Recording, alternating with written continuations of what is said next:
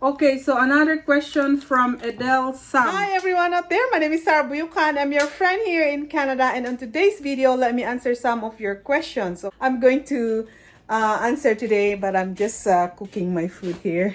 Spicy noodles. Guys, stay tuned because you might one of them who asking that question. I have more than 5 questions to answer today. Okay, so you stay until the end of this video. This is not a food eating channel, okay, but I just want to show you how I eat sometimes. Okay, and I actually have a notes in front of me. I write all the questions. Spinach.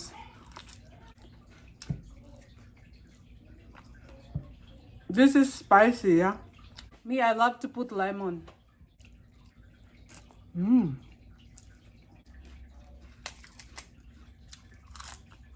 Very good. I'm going to tell you some story while I'm eating. The reason why I'm showing this vegetable to you guys is because embarrassing. When I first came to Canada, guys,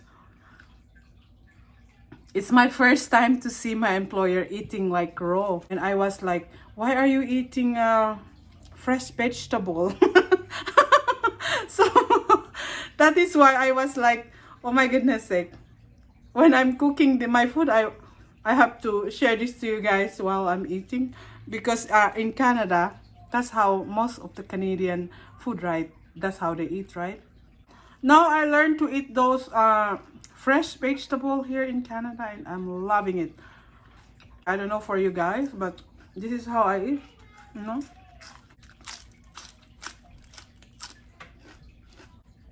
You can buy anywhere a store here in Canada. This one.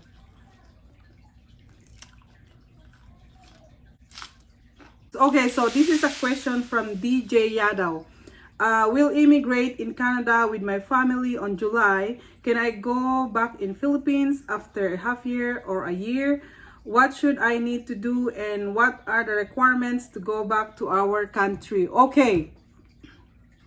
When you are immigrants here in Canada, when you arrive here in Canada as immigrants, you are permanent resident here in Canada. You can come back anytime. You can go back anytime to your country where you come from. But when you come back, make it sure you have your permanent resident card, okay? Because this is very important, because when you come back to Canada, you have to present your PR card for you to enter Canada, okay? Unless if you come to Canada and you are under work permit visa, when you have a plan to go back to your own country, let's say you want to go back in Philippines for a vacation while you are under work permit here in Canada, you can do that too, but you have to make it sure you have with you your work permit, okay? The immigration gave you a work permit, so that work permit, you have to make it sure that you have the employer, you have the visa to enter to come back to Canada, okay? Because otherwise, if your work permit visa is expired and before you go home, you ask a letter from your employment, from your employer, okay? Ask a letter from your employer just to make it sure that they certified you that you are employed to this company, to your employer, and you have to have your work permit visa with you if you go home to Philippines or you go home to your own country under a work permit visa, okay? So otherwise, if you are Canadian citizen and you want to go back to your own country, you have to make it sure you don't have to be overstay in your country if you don't have a dual citizenship, okay? Because once you are a Canadian citizen here in Canada, you go home in your own country, you can go home anytime, but you are allowed to stay there. I believe it's 7 months, okay, to stay in your country. Otherwise, after 7 months, you overstay, you have to pay something. Okay, guys? Okay, I'm making sure I'm still eating.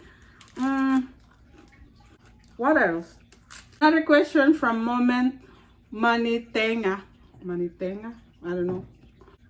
May you please tell me how I can bring a friend to Canada?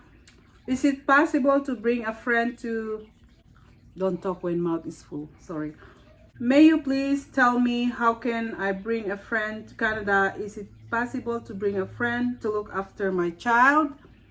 What do I need to achieve? If you want to be an employer here in Canada, you have to make it sure you have enough income you have your tax assessment. That's very important if you are applying to hire people from overseas, okay, your friend or your family or whatsoever, okay. Your tax assessment is important because that's how the immigration see if you have enough income, because you want to sponsor your friend to come here in Canada, and that friend is going to take care of your child. So mean to say, that friend of yours is going to apply to the home child care pilot program here in Canada. So this home pilot program is a 5-year program here in Canada. This program started 2019, okay. So your friend has to complete the immigration requirements, okay. And that immigration requirements is she or he need to submit her credentials here in Canada to assess the level of his or her education. That friend of yours has to take a English examination test, okay, the International English Language Test. The passing score is 5. Even though you are direct hire, you still need to complete the immigration requirements if you are applying for a nanny jobs here in Canada. So you are under the category of the home child care pilot program, okay.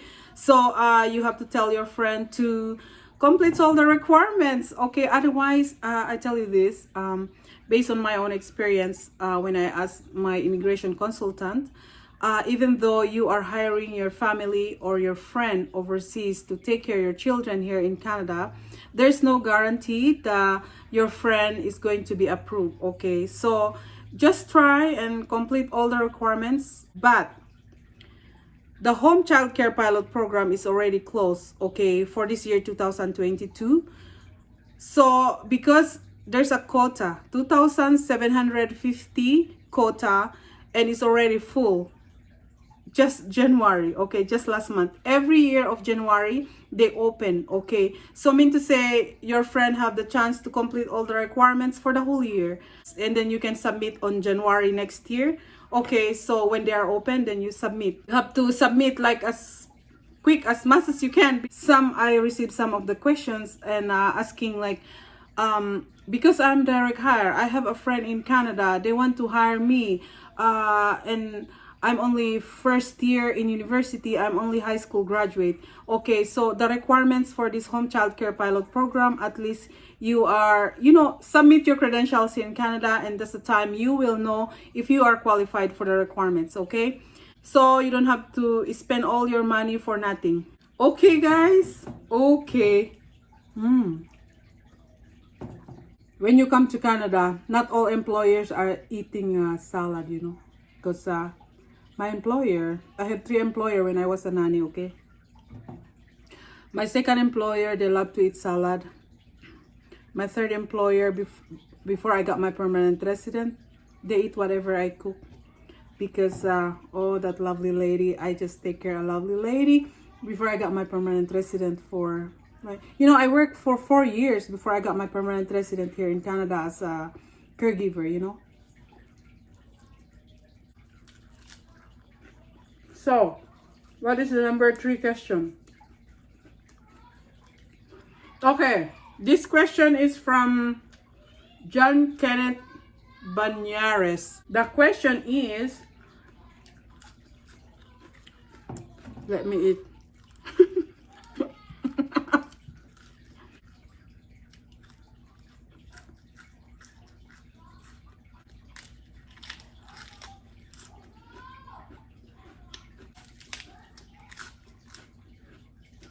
And you know what? The people who are planning to go apply abroad, if your future employer are Chinese people, Korean people, Singaporean, Taiwanese, learn to practice how to use chopstick, okay? Because for sure they're going to use chopstick when you're going to eat. And if you're going to eat in a restaurant with your employer, for sure they're going to use chopstick. So then at least you know how to use chopstick, okay? Because my own experience when I was in Hong Kong, holy cow. I don't know how to use chopstick. It's embarrassing. My employer is like,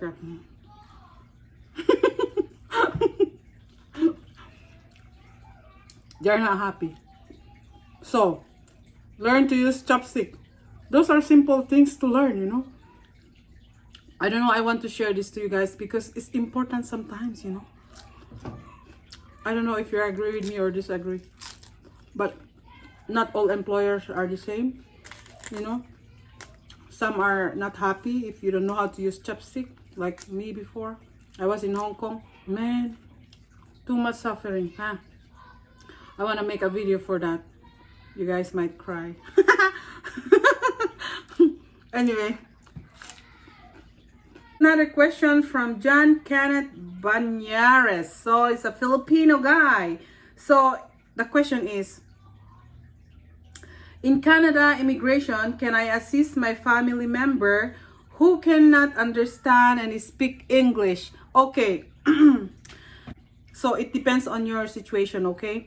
So if you're coming, you are outside Canada and you want to assist somebody else to bring here, it depends on your situation. Because if you don't have any visa to come here in Canada, you cannot just enter Canada, okay? So then you need to apply for your visitor visa to enter Canada, okay? But then there's no guaranteed, because if your reason is because you want to assist this person who are no English, the possibility the immigration won't approve you, okay? The reason why I'm saying this is because based on our family experience. Okay, so another question from Adele Sam. I have a dependent and I'm the primary applicant. Does my dependent need an IELTS? So IELTS is International English Language Test, okay? So it depends on what type of application you are applying, okay? Because if you're applying for the under the Express Entry Program, skilled, that's a point based, right? So if you have a lower score of your IELTS, then you might not approve for the application for the Express Entry Program. So I don't know what type of application you are applying, guys, to come here in Canada. But if I were you, and if you think your husband is capable of doing the test and you think he can do it, then why not? Because it helps for the points. Anyway, let me continue my story in Hong Kong. My story in Hong Kong. I just love to share with you guys my life when I was in Hong Kong. It's because I use this chopstick, eating chopstick. You know, we Filipinos love to use our hand while eating. People might say I'm gross, but that's how it is, yeah. If you guys pay attention about what's going on here in Canada right now, because of the mandates, vaccine passport,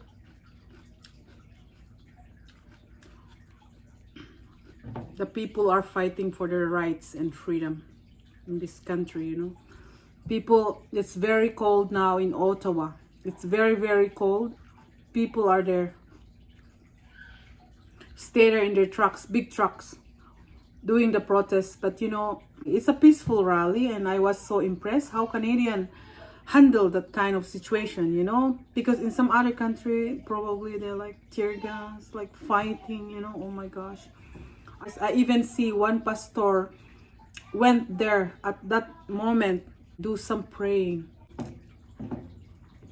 And I'm praying too.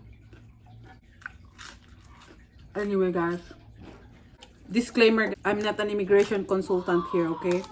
What I share with you guys is just based on my own experience as a nanny, as a living caregiver in Canada, as a caregiver in Canada, as a permanent resident in Canada, and can become a Canadian citizen in this country.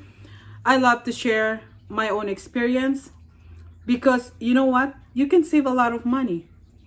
You can save a lot of money instead of asking those immigration consultants. You pay them just only to ask information. You can pay them, you know. What I'm doing now is free information from you guys. So what I'm just only asking is to just subscribe. Subscribe, and if you want my channel, just watch some information about what's going on here in Canada, about the jobs, immigration, everything. Those are the things that I love to share in my channel, because to all out there, people like aspirant immigrants, I want them to be aware, you know? Don't come to Canada and then later on you complain. That's why I told you do some research, especially at this time of pandemic, okay? What is going on around in Canada? I'm not an immigration consultant. If someone out there are using my name, picture profile, pretend to be me, they're asking you money or give you a job, and it's not me, okay? Anyway, thank you guys for watching. I'll see you for my next video. God bless everyone.